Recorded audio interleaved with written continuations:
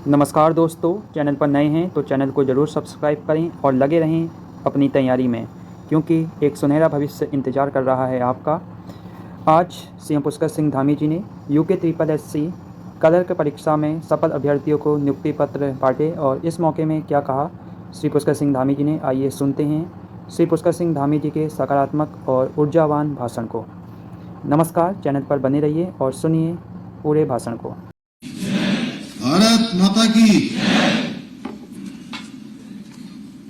शहरी विकास में चयनित हमारे विभिन्न अलग अलग विभागों के चयनित अभ्यर्थियों के आज नियुक्ति प्रमाण पत्र प्रदान करने के इस समारोह में अभी आप सब लोगों ने जिनको सुना, हमारे शहरी विकास विभाग के मंत्री आदरणीय प्रेमचंद अग्रवाल जी, देहरादून शहर के मेयर भाई सुनील नियाल नामा जी, सचिव पेयजल श्री अरविंद सिंह ढांकी जी, निदेशक शहरी विकास श्री नितिन भदौरिया जी, आयुक्त नगर निगम श्री मनोज गोयल जी, श्री कर्मेंद्र जी एवं शहरी विकास विभाग के सभी अधिकारीगण और जिनके निमित्त आज ये समारोह आयोजित हुआ है, सभी हमारे नवोदित अधिकारी जिनको अब अपनी सेवाएं देनी है। और इस कार्यक्रम में आज 226 अभ्यर्थियों को आज ये पत्र मिलने हैं, नियुक्ति पत्र मिलने हैं। मैं सबसे पहले तो आप सबको अपनी ओर से बहुत बधाई देता हूं, बहुत शुभकामनाएं देता हूं। और साथ ही आज नगर निगम देहरादून के द्वारा जो अभी सिटीजन ऐप को भी लॉन्च किया गया है, और मुझे उम्मीद है कि जिस प्रकार से जिन उद्देश्यों के साथ इस ऐप को लॉन्च किया गया है, निश्चित रूप से ये ऐप लोगों को एक सरल माध्यम, उनको कहीं ना कहीं सहायता पहुंचाने का काम, और जो भी उद्देश्य इसका रखा गया है वो उद्देश्य भी अवश्य सफल होगा। आप सभी लोग जानते हैं, जैसे मुख्य सेवक सदन में अभी आदरणीय प्रेमचंद अग्रवाल जी ने बताया कि आपका जिस प्रकार से आज यहां पर समारोह हुआ है, ऐसे अनेकों समारोह इस सदन में पहले भी आयोजित हो चुके हैं। और इसके पीछे हेतु है कि रोजगार समारोह लगातार आयोजित करते हुए हमारे सभी नवनियुक्त अभ्यर्थियों को, जिनका चयन हो गया है, उन सभी को एक समारोह के माध्यम से इस प्रकार से नियुक्ति पत्र प्रदान किए जाए। आदरणीय प्रधानमंत्री मोदी जी के नेतृत्व में बीते 9 वर्षों में देश के अंदर युवाओं को रोजगार और स्वरोजगार के क्षेत्र में लगातार उनको जोड़ने का एक अभियान देश के अंदर चल रहा है। और उसी में हाल ही में एक कड़ी जुड़ी है, और ये कड़ी जुड़ी है रोजगार मेले की। और इसके अंतर्गत 1 साल के अंदर पूरे देश के अंदर 10 लाख नौजवानों को सीधे सीधे रोजगार देने का उद्देश्य है। संकल्प माननीय प्रधानमंत्री जी ने लिया है कि 1 साल के अंदर 10 लाख युवाओं को रोजगार से जोड़ना है, और एक बड़ा संकल्प है। अभी तक 6 लाख से भी ज्यादा नौजवानों को रोजगार से जोड़ने का काम हो चुका है। और रोजगार मेले के इस दिव्य अभियान के अंतर्गत इस प्रकार के कार्यक्रम लगातार आयोजित किए जा रहे हैं। भाइयों बहनों, नगर निगम के साथ ही तमाम दूसरे निकाय के जो कार्मिक हैं, दूसरे निकायों में भी उनकी कमी लगातार देखी जा रही है। और मैंने भी इसका स्वयं संज्ञान लिया है। लगातार हम लोगों ने एक अभियान चलाया है, और मुख्यमंत्री कार्यालय में एसीएस श्रीमती राधा रतूड़ी जी को हमने इसकी जिम्मेदारी सौंपी है कि जितने भी विभाग हमारे राज्य सरकार के अंतर्गत आते हैं, उन विभागों में जहां भी ये हमारे पद रिक्त हैं, उन सभी पदों का संज्ञान लेकर उनकी नियुक्ति प्रक्रिया प्रारंभ की जाए और 102 नगर निकायों में समूह ब की भर्ती प्रक्रिया सकुशल जो संपन्न हुई है उसका चयन किया गया है। मुझे खुशी है कि अब आप सबकी नियुक्तियां हो जाने से आप सब लोग जब अपने अपने स्थानों पर काम प्रारंभ कर देंगे तो उसके बाद जो निकायों में परेशानियां आ रही थी, थोड़ा काम कम हो रहा था या काम में जो तेजी आनी चाहिए, जो गति आनी चाहिए, जो प्रभाव दिखना चाहिए, वो प्रभाव नहीं दिख पा रहा था। और अब आप सबके आने के बाद ये परेशानियां भी दूर होगी। एक तरफ जनता की परेशानी दूर होगी और दूसरी तरफ जो कामों को तेजी से करने की हमारे सामने चुनौती है, वो चुनौती भी आप सब स्वीकार करके उन कार्यों में तेजी लाने का काम आप सबके माध्यम से होगा। आज जिन लोगों को भी आज ये नियुक्ति पत्र मिल रहे हैं, मैं उनसे यही कहना चाहूंगा कि जैसा प्रेमचंद जी कह रहे थे कि अब उदास तो आप लोगों को होना नहीं है। अब तो आप लोगों को मंजिल के पास जाना है और चुनौती अब आपके सामने, एक चुनौती तो आपकी समाप्त हो गई कि आप काम मिल गया और अभी तक जो आपने पढ़ाई करी थी, आपने मेहनत करी थी, परिश्रम किया था, शिक्षा प्राप्त की थी, अब एक चुनौती के रूप में आपको रोजगार मिल गया, आपको काम मिल गया और जीवन का जो उद्देश्य है उस दिशा में कहीं ना कहीं एक रास्ता आपको मिल गया है। अब आपको मंजिल तक पहुंचना है और मंजिल क्या है? नर सेवा ही नारायण सेवा है। कहते हैं नर सेवा ही नारायण सेवा है। और जीवन में चूंकि जीवन को सफल और सार्थक बनाने के लिए लगातार प्रयास करना, लगातार काम करना और लगातार कहीं ना कहीं विनम्र होकर, उदार होकर, सहनशील होकर, संवेदनशील होकर और निश्चल होकर अपने कर्तव्य को पूरा करके आपको अपने जीवन को सफल और सार्थक बनाने का काम करना है। आपके माता पिता ने आपको जन्म दिया, उसके बाद आपके गुरुजनों ने आपको कहीं ना कहीं शिक्षा देने का काम किया, शिक्षा से जोड़ने का काम किया। बहुत सारे अभिभावकों की तरह हमारे अन्य जो बड़े बुजुर्ग हैं उन्होंने भी कहीं ना कहीं हमको राह दिखाने का काम किया। अब जीवन को खोजने का काम आपके हाथ में है, जीवन के उद्देश्य को प्राप्त करना आपके हाथ में है। और ये तभी होगा जब अब आपकी जब ये सेवा आज प्रारंभ हो रही है। जिस दिन भी आप ज्वाइन करें, कब ज्वाइनिंग हो जाएगी नितिन जी? 3 तारीख को आपकी ज्वाइनिंग हो जाएगी और 3 तारीख से पहले दिन से ही अगर आपने अपने जीवन के कुछ स्टैंडर्ड, कुछ मानक आपने बना लिए तो आप इतना ही मानिए कि आप उन मानकों को अपने पूरे जीवन भर के लिए बनाइए। और ये सेवा आपकी एक सीमित समय के बाद समाप्त हो जाएगी, क्योंकि सेवा जो सरकारी सेवा होती है वो हमेशा नहीं चलती है, लेकिन जीवन में बनाए हुए मानक जीवन के अंतिम क्षण तक चलते हैं। इसलिए जीवन के अंतिम क्षण तक जो मानक चले उनको जीवन में आज अपना लेंगे आप, तो मैं आपको अपने अनुभव के आधार पर कह सकता हूं कि आपको कभी कोई परेशानी नहीं होने वाली है, कभी किसी प्रकार की समस्या नहीं आने वाली है। आप आसानी से अपने जीवन में आगे बढ़ते चले जाएंगे और अपने उद्देश्यों को प्राप्त करते चले जाएंगे। आपको संतोष प्राप्त होगा, आपको आनंद आएगा अपने काम करने में, लेकिन अपने स्वयं के साथ भी आपको थोड़ी कठोरता भी बरतनी होगी, थोड़ा अनुशासन भी बनाना होगा। और कोई इस अनुशासन को आपको बनाने के लिए नहीं कहेगा, अब आपको ये काम स्वयं करना है। जिस प्रकार से अभी तक आपने अपनी तैयारी में, अपनी प्रिपरेशन में, अपने को अपनी शिक्षा में जिस प्रकार के मानक बनाए हैं, उनमें थोड़ी और कड़ाई की आवश्यकता होगी।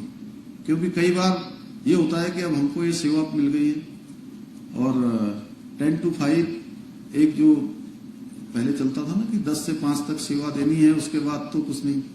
अब आपको इसको थोड़ा तेल लेकर काम करना है, क्योंकि हमारा राज्य नवोदित राज्य है अभी, और तमाम तरीके से जो हम लोगों ने आज राज्य के सामने तमाम हमने लक्ष्य तय किए, तमाम लक्ष्यों पर हम आगे बढ़ रहे हैं, तो उसमें आप सबकी बड़ी महत्वपूर्ण भूमिका होने वाली है। आप उसके महत्वपूर्ण कारक होने वाले हैं। और मैं जानता हूं आज आप सभी को निष्पक्ष और पारदर्शी तरीके से यह नियुक्ति मिली है, क्योंकि हमने ये तय किया था कि ये नियुक्तियां हमारी जो है पारदर्शी होनी चाहिए। इसमें किसी प्रकार की जो पक्षपात है, किसी प्रकार की नकल है, वो नहीं होनी चाहिए। और इसलिए अब जितनी भी परीक्षाएं हो रही हैं वो सकुशल पारदर्शी तरीके से संपन्न हो रही हैं। आप सभी जानते हैं, एक समय था, आज से पिछले 15 सालों से, 20 सालों से, 10 सालों से लगातार एक नकल की बात हमेशा आती थी कि आज इस परीक्षा में नकल हो गई, आज इस परीक्षा में नकल हो गई, आज यहां पर पेन ड्राइव से नकल हो गई, आज यहां पेपर छापने वाली कंपनी ने पर्चा ही आउट कर दिया, कहीं पेन ड्राइव पर पूरा का पूरा पर्चा चला गया, कहीं आंसर शीट खाली छोड़ दी गई। इस प्रकार की चीजें लगातार आ रही थी। हर बार ये थोड़ी थोड़ी बार ये चीजें उठती थी और उठने के बाद फिर खत्म हो जाती थी। थोड़े दिनों आप सब में से जिनका चयन नहीं हो पाता था, एक समूह बनाते थे और बात उठाते थे, लेकिन फिर बात समाप्त होती थी। भाइयों बहनों, मेरे सामने भी ये बात आई कि इस बार नकल हो रही है, और एक परीक्षा में नहीं, कई परीक्षाओं में नकल हो रही है। पहले तो मुझे भी विश्वास नहीं हुआ कि इस प्रकार का काम कैसे हो सकता है। आश्चर्यजनक लगा कि मुझे कि यह काम नहीं हो सकता है। लेकिन मैंने कहा, जब इतने विद्यार्थी मेरे पास आ रहे हैं, इतने छात्र छात्राएं आ रहे हैं, हमारे भाई बहन आ रहे हैं, तो इसकी जांच जरूर होनी चाहिए। मैंने तय किया कि इसकी मैं जांच करवाऊंगा।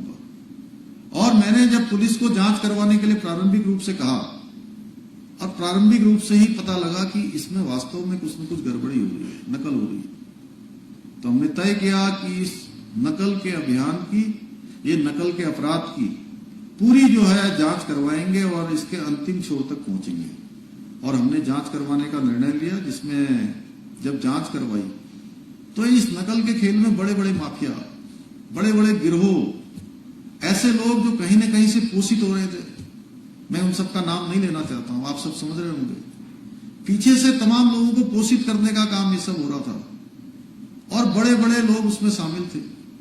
हमने कहा इसमें बड़ा होगा, छोटा होगा, जो भी इसमें शामिल पाया जाएगा इस अपराध में, उसको उसकी सजा मिलेगी।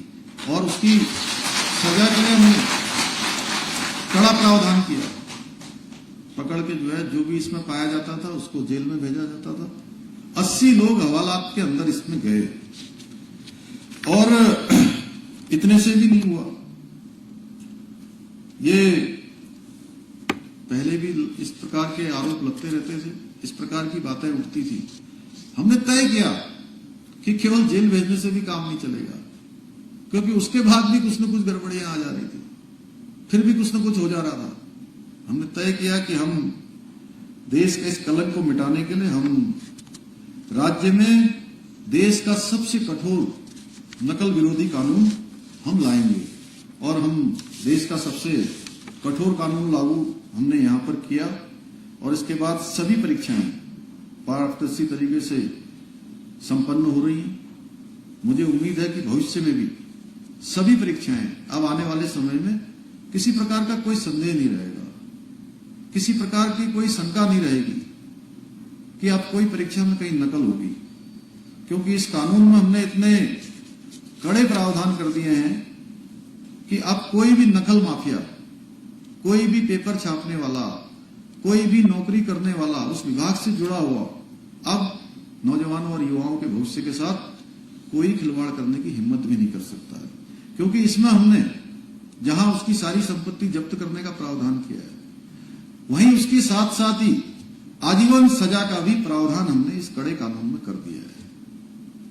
भाइयों बहनों, इस नकल कानून के बनने के बाद केवल राज्य के अंदर ही नहीं, राज्य के अंदर नौजवानों ने बहुत बड़ी संख्या में जगह जगह पर इस कानून के लागू होने के बाद कहीं न कहीं अपनी खुशी प्रदर्शित की। वहीं भारतवर्ष के दूसरे राज्यों में भी इस कानून को लागू करने के लिए हमारे यहाँ के कानून की इसकी पूरी कॉपियां जो है वहां मंगवाई गई है, पूरे एक्ट को मंगवाया गया है दूसरे राज्य भी अपने यहाँ इसको लागू करने की दिशा में आगे बढ़ रहे हैं। और यह नकल विरोधी कानून बनाने वाले जो राज्य हैं उसकी श्रेणी में हमारे राज्य का अग्रणी स्थान आज हो गया है, क्योंकि ये मॉडल बन गया है राज्य का। मैं इसलिए आप सबसे भी अपील करूंगा कि यदि आप सभी ने ईमानदारी से, दक्षता से, पारदर्शिता और न्यायप्रियता के साथ काम किया तो अब आने वाला जो भविष्य है आपका वो हर प्रकार से सुनहरा होने वाला है। और अगर ध्यान नहीं दिया, थोड़ा सा भी चूक हो गई, तो मैं एक बात जरूर आपसे कहना चाहता हूं कि जो भगवान के यहां इस संसार में कोई भी व्यक्ति हो, कोई भी प्राणी हो, वो कुछ भी करता है तो उसका एक अकाउंट बन जाता है, एक अकाउंट बनता है।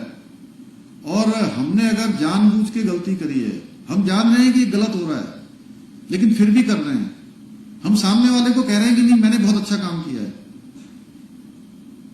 तो ये तय मानिए आप तो जानते हैं कि आप गलती कर रहे हैं और आपसे ज्यादा वो जान रहा है।